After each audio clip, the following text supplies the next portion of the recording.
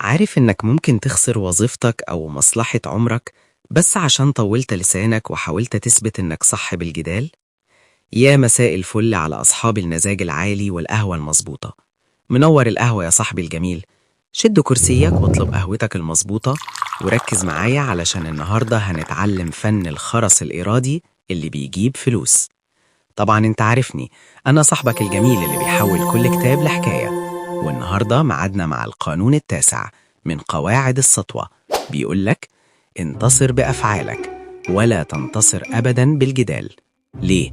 لأنك لما بتكسب بالجدال انت بتجرخ إيجو اللي قدامك، وهيفضل شايل منك ويتحين الفرصة يخلص حقه.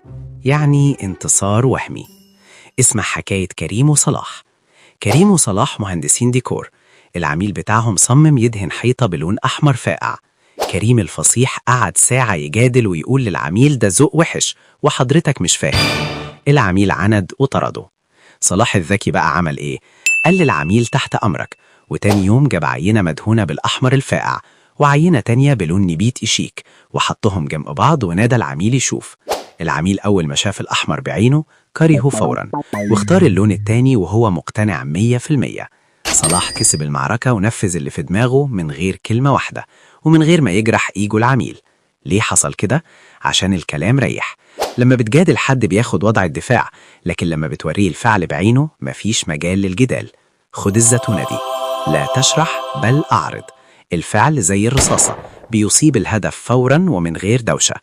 احفظ الفيديو ده عندك عشان هتحتاجه لما تدخل في خناقة ملهاش لازمة، وبعته لصاحبك اللي صوته دايما عالي وقول له اتعلم من صلاح. اشرب آخر بق في قهوتك واستناني الحلقة الجاية عشان هقولك ازاي تهرب من عدوى النحس والناس اللي بتسحب طاقتك. سلام يا صاحبي الجميل.